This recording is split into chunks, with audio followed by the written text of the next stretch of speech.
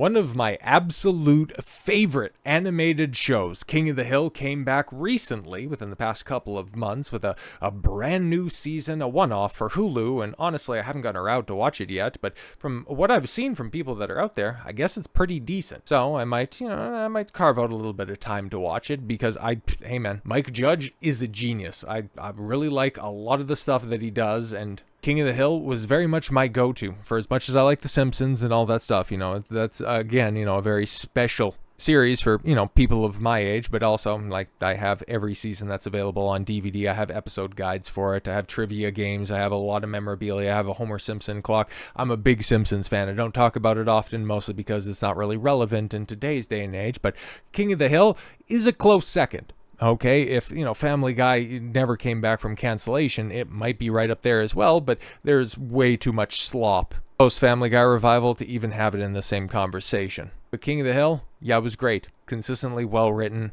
and unfortunately, it just ran its course. A lot of people died attached to this project. It's just absolutely wild. Now you take a look back at that cast, who, after cancellation and even prior to cancellation, have kicked the bucket, but they can rest and their legacy is secured in knowing that they contributed to something of such high quality. But yes, King of the Hill showrunner says revival works because Hank's common sense middle ground is not the middle anymore. Yeah, because he was always, even just going back to the first run, he was a man kind of out of time.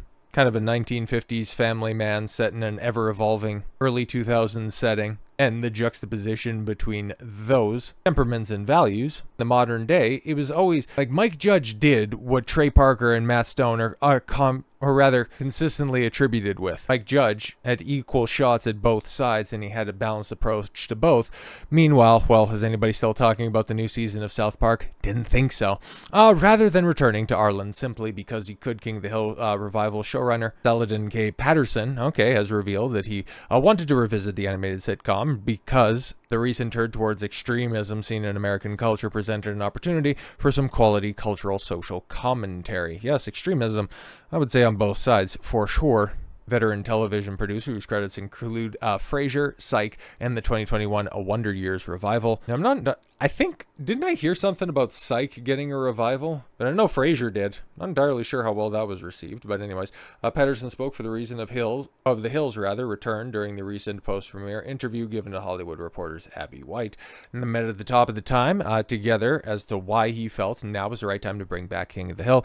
The showrunner recalled that the interest in the series stemmed from the comedic potential inherent to the fish out of the water, a meeting between Hank Hill's Reagan Republican sensibilities and today's ever-polarized political climate. Yeah, because there's legitimate comparisons and contrasts that you can draw with different situations, and as long as you're being consistent with the character work, this is, Hank's the perfect archetype for it. To answer why now is the most important question. For the Wonder Years, we had been living in a time and a story of the black middle class during the Civil Rights Movement. Hadn't been told in that way before. That's probably why I didn't hear about it. The parallels between what's going on in society and the culture, or in the country rather, in the late 60s and what's going on in the early 2020s were so in your face. It felt so good for commentary to look back and be able to present it in a somewhat similar way, but not quite as charged. So with King of the Hill, when I sat down with series co-creators Mike Judge and Greg Daniels, and they were meeting with me to potentially be the showrunner, I told them the things that stood out to me about why it was interesting to do this reboot now. In the original, the character of Hank Hill had strong viewpoint.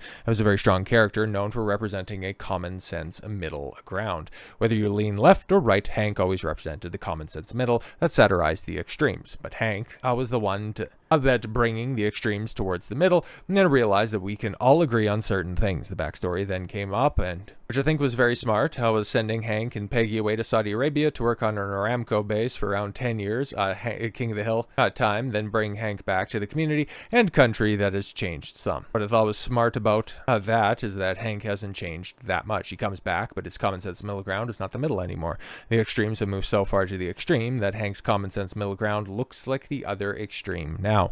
It felt like a good opportunity to make some good cultural social commentary. To specify cultural, because a lot of people, probably me included, when we talk about the original, tended to say that it was a political show that made political commentary. Yeah, I don't necessarily disagree with that, but it was smart and balanced, and more importantly, fucking hilarious. It's really us projecting King of the Hill, what we think and feel. The original touched upon politics sometimes, but the social commentary was more cultural. More of a father raising a son, but society now saying how you raise your boy is different, and the culture saying how you treat a woman is different. That was where the show was. It's also a small relatable stories through the viewpoints of our characters, and they wanted to make sure that we maintain this one. With this one, rather. Taking the opportunity that we can now have our main character have a totally different, not only view of culture, but the way that the culture views him. That's where a lot of the comedic conflict comes from. And yeah, like I said, I've seen a couple of stills, I've seen a few reviews of this, and it's got me intrigued because it seems to be fairly decent. But it's unfortunate, right? Because honestly, like with the new clips that I see right here,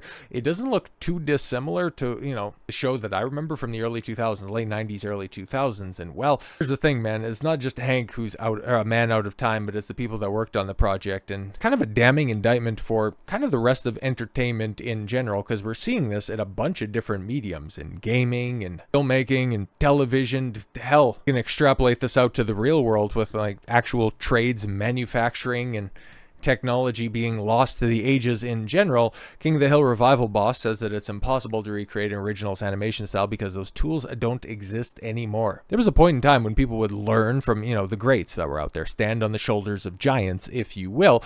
But now, because we are several generations at this point deep who consider themselves to be above those who have come before them, instead of standing on the shoulders of giants, they're burying those giants because they believe that they can do it better. You see it time and time again whenever Tolkien gets adapted, specifically by Amazon with Rings of Power. They believe that they can do it better than that bitter, misogynistic old professor ever could. He doesn't have enough female representation, so we're going to go ahead and stick a love triangle in The Hobbit. That'll improve it. Or we'll make Guy Ladriel the most insufferable girl boss you are likely to ever fucking see. Yes, she's important to the story of the Second Age, but if you were going to accurately and appropriately tell that story, it would be through the eyes of Gil-galad, Celebrimbor, and probably Elendil. There would be no goofy-ass hobbits. There wouldn't be, Gandalf there 3,000 years before he's supposed to arrive in Arda. But no, they believe that they can do it better, that they could rewrite history better than somebody who spent decades crafting that impeccable world ever could. And even delving in deeper into,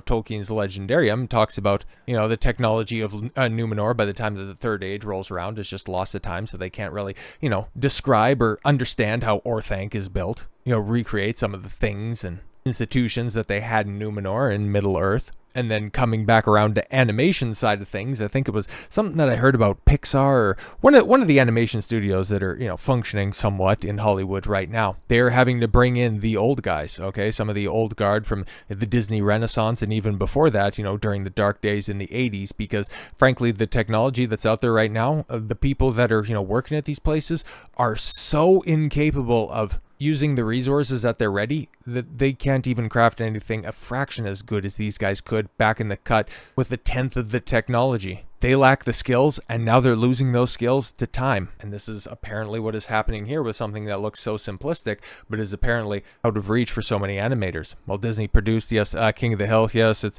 was formerly Fox, but now it's on Hulu, and it's just whatever, man. But they have delivered in terms of its writing. Its animation was just disappointingly stiff and lifeless, and early previews had suggested. And while many fans were hoping that it would bear something akin to the original's hand-drawn aesthetic, showrunner Saladin K. Patterson says that such a goal is near impossible in the current era. Yeah, there's also some, hiccups when it comes to, especially the voice actor for Dale Gribble. He unfortunately passed away while recording. His replacement is a lot different, but less said about Khan's voice actor, the better. Holy shit, that's bad. But anyways, yeah, Patterson, noted TV producer and writer, as past credits include The Bernie Mac Show, Psych, Big Bang Theory, yes, and The Wonder Years. Back to that Hollywood Reporter interview asked by White if he could talk about the decision-making that went into King of the Hill's new flat animation style.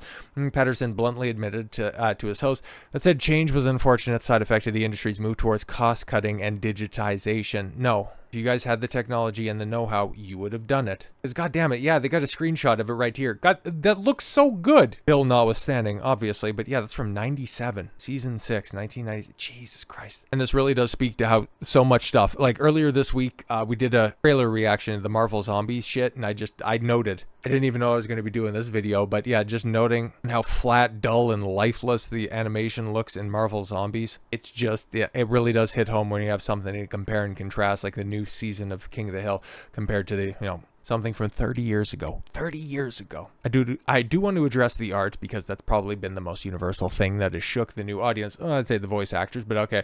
When they saw the previews and the things, like the animation looks so different. I get it. I get why people who want to revisit the show may be taken a little bit aback. The new animation style is all digital now, and the truth of the matter is it's impossible to do the show and now the way that it was done then. The hand-drawn animation, the watercolors, those don't exist anymore. Yeah, if they exist, they certainly don't exist. The cost where you can do a TV show. That's interesting because, yeah, back when King of the Hill was firing on all cylinders, yeah, they had to crank out 24 episodes in a season, so it just tells me that your animators just aren't skilled anymore. So this has to be updated, and we have to update it with the current style and makeup of animation that animated shows do.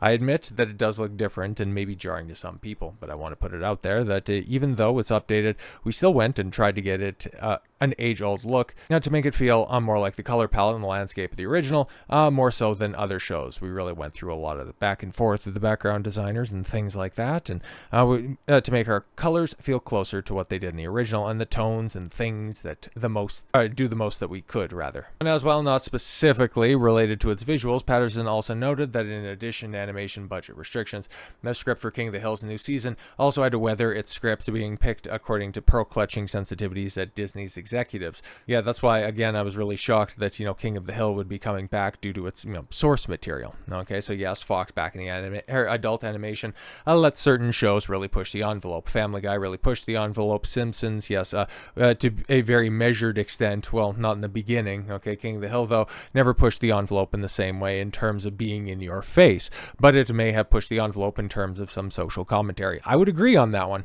But yeah, man, this is a showrunner who appears to know the source material, and he appears to have done a pretty good job about it, and he understands the landscape and the way that it is right now. It's just, it really does, okay? In case you were ever wondering and you thought, you know what, maybe it's just all pearl clutching from a bunch of people that are out there saying that movies and shows, no, there's not really that much of a degradation when it comes to quality over time. This right here, this will be that reaffirmation that no, you're not going crazy. Things are in fact getting worse. That isn't just, rose-tinted nostalgia. Corners are being cut, skills are being lost. And if you're worried about some of your shows being ravaged by a modern reboot, we'll go out there and buy physical media because they can't take that away from you. I own, the complete series of King of the Hill because I don't want that to happen to me, because the sanitization project, it's coming for everything and they will not stop. So with all that said, thank you all very much for the gift of your time. I've been Don Consuelo. I want you to follow your gut and get after it. Take care, everyone.